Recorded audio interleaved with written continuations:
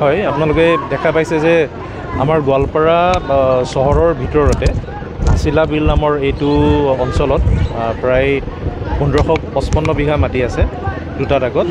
এইটো একচুৱেলি এটা জলাশয় আৰু আমি 2023 আৰু 2024 আমি দুবছৰতে আমি ইয়াত যিখিনি অবৈধ বেদখলকাৰী আছিল তেখেতসকলক আমি জাননী জাৰি কৰিছিলোঁ যে এই বেদখল তেখেতসকলে নিজে নিজে এৰি যাব লাগে।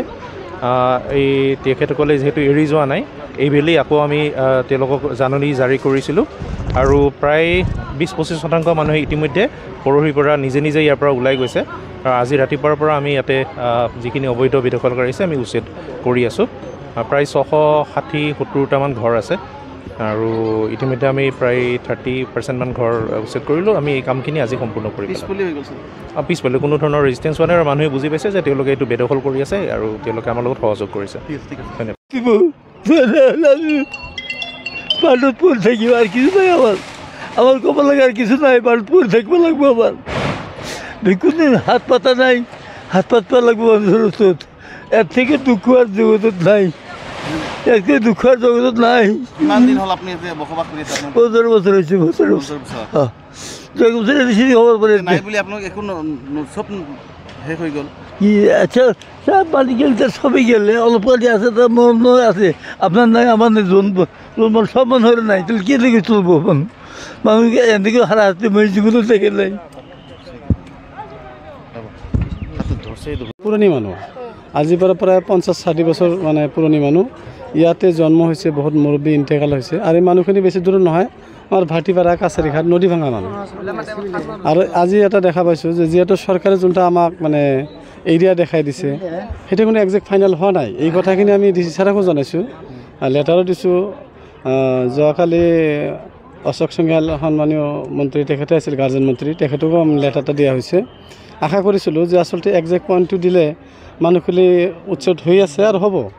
আৰু গোটেই অসমৰ ভিতৰত এটা বস্তু দেখা পাইছোঁ যে আমাৰ এই অঞ্চলৰ মানুহখিনি একেবাৰে সহজ সৰল, কোনো হাই কেচাল নাই।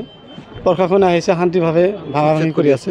মই ক'ব খোজোঁ এই মানুহখিনিৰ উচ্ছেদ কৰি দিয়া হৈ আছে ভাল কথা, কিন্তু পৰৱৰ্তী যাতে এই মানুহখিনিৰ বিহিত ব্যৱস্থা কৰা হয় এইখিনি আমাৰ আশা থাকিব যাতে। আৰু আমি ৰাইজক কওঁ যে ৰাইজৰ মিলিহে নাই চৰকাৰক প্ৰশাসনক আমি হেল্প কৰি আছোঁ, কোনো যাতে হাই কেচাল নহয় শান্তিপূৰ্ণভাৱে হওক। আমি ওপৰ মহললৈ মন্ত্ৰীলৈ আমাৰ হেমন্ত বিশ্ব শৰ্মা মামালৈ আমি জনাইছোঁ যাতে এই মানুহখিনিক পুনৰ ব্যৱস্থা কৰি দিয়া হয়। এইখিনি আমাৰ অনুৰোধ থাকিব। ইয়াতে দেখিবলৈ পাইছোঁ স্কুল আছে, তাৰপৰা জল জীৱন মিছনৰ আঁচনি আছে, তেওঁলোকক একটা সুবিধা দিয়া স্বত্তেও আজি উচ্ছেদ কৰিবলগীয়া। আজি চাওক এই মানুহখিনি যে ইয়াত বহিছে আজিৰ পৰা বহা নাই, 60-70 বছৰ হ'ব। মোৰ দেউতাৰ দেউতা তেওঁলোকে ইয়াতে এই যে থাকি মৰিয়ে গৈছে আৰু আমি এতিয়া হয়তো আৰু প্ৰজন্ম আমাৰ হৈ আছে। আৰু ইয়াত যিমানখিনি পপুলেশ্যন দেখাই আছে এইখিনি ইয়াৰে স্থায়ী জন্ম। হয়তো কোনোবা দেউতা খুৰা আছিল তেওঁলোকৰ ল'ৰা ছোৱালী এজন দুজন হৈছে, বিয়া পাতিছে, ঘৰ দুৱাৰ বনাইছে, এনেকৈ পাতিছে, বাহিৰা মানুহ অহা নাই। আৰু এই জেগাখিনি আচলতে ক্ৰিটিকেল আৰু বেকৱাৰ্ড প্লেচ। এই বেকৱাৰ্ড প্লেচত বাহিৰা মানুহ নাহে আৰু এইখিনি লোকেল মানুহ আৰু এওঁলোকে সুস্থভাৱে আছে। আৰু এটা বস্তু মই ক'ব খোজোঁ, এই মোৰ পিছফালে যোনটা বিল হাছিলা বিলৰ মহলদাৰ যিজন তেওঁলোকক সুধিব পাৰে এই ৰাইজে কেতিয়াও মহলদাৰক বিলৰ মানুহক ডিষ্টাৰ্ব দিয়া নাই, তেওঁলোকক উল্টা কপাৰেশ্যনহে কৰিছে। আৰু হাছিলা গাঁৱৰ ভিতৰত বিলো আছে, এনেকুৱা নহয় যে গোটেইখিনি বিল। এই মানুহখিনি এটা সময়ত খাজনাও দিছিল, কিন্তু এই মানুহখিনি মোৰ এটা কথা যিমানে যি কওঁ যে এই মানুহখিনিৰ কাৰণে যাতে চৰকাৰে চিন্তা কৰে পৰৱৰ্তী কিবা এটা ঠাই দি এওঁলোকক যাতে ব্যৱস্থা কৰে। আৰু বহুত ক্ষতি হৈছে মানুহখিনি আৰু চৰকাৰক প্ৰশাসনক বহুতখিনি হেল্প কৰিছে। আৰু মই মেছেজ দিব খোজোঁ গোটেই ৰাইজক যাতে আমাক এইটা লৈ কোনো হাই কেচাল কৰা হোৱা নাই, যাতে নকৰোঁ আমি।